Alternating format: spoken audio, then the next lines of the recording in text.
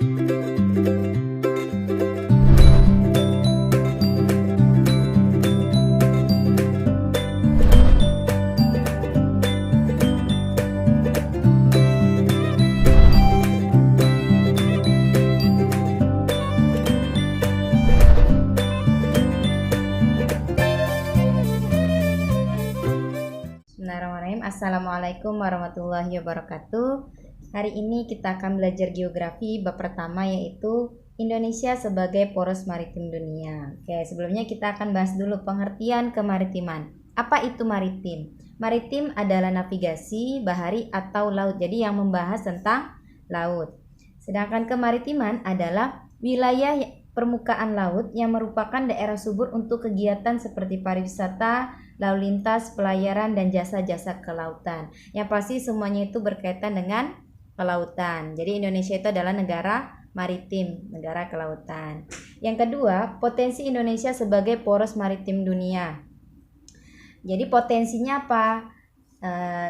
Jadi Indonesia sebagai poros maritim dunia karena Indonesia berada di ekuator. Ekuator itu adalah daerah khatulistiwa 0 derajat, di mana Indonesia terletak di antara dua benua dan dua samudera, yaitu benua Asia dan Australia, dan samudera Pasifik dan samudera Hindia. Jadi misalkan ini Indonesia, di atasnya Asia, di bawahnya Australia, sedangkan sebelah kanannya samudera Pasifik, dan yang sebelah kirinya itu adalah samudera Hindia. Lalu ada program utama dari Indonesia agar bisa menjadi poros maritim dunia. Yang pertama adalah penegakan konektivitas maritim, revitalisasi sektor-sektor ekonomi laut, rehabilitasi kerusakan lingkungan laut.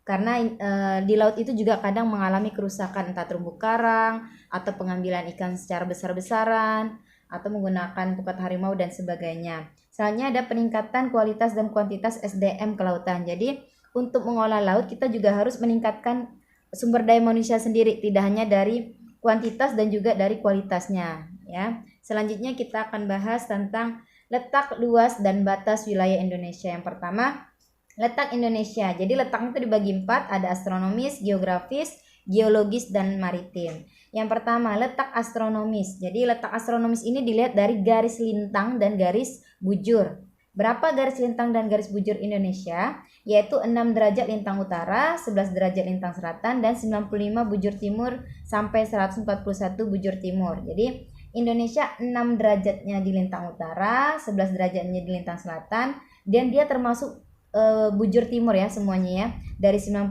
sampai 141. Apa pengaruhnya letak Indonesia berada di sini?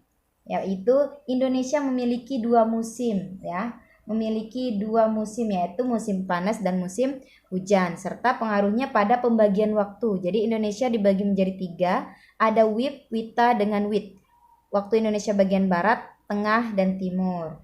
Yang kedua ada letak geografis. Ini letaknya berdasarkan dengan negara atau daerah lain. Jadi Indonesia terletak di antara 2 benua dan 2 samudra seperti tadi yang dijelaskan. Selanjutnya letak geologis, dilihat dari struktur batuan. Jadi ada dibagi 3 berdasarkan lempeng, keadaan batuan, dan jalur pegunungan. Jadi Indonesia itu terletak di antara 3 lempeng. Ada lempeng Eurasia, Indo-Australia, dan lempeng Pasifik. Lalu keadaan batuannya ada 2, dangkalan Sunda dan dangkalan Sahul, serta jalur pegunungannya dilewati oleh Sirkum Mediterania dan Sirkum Pasifik.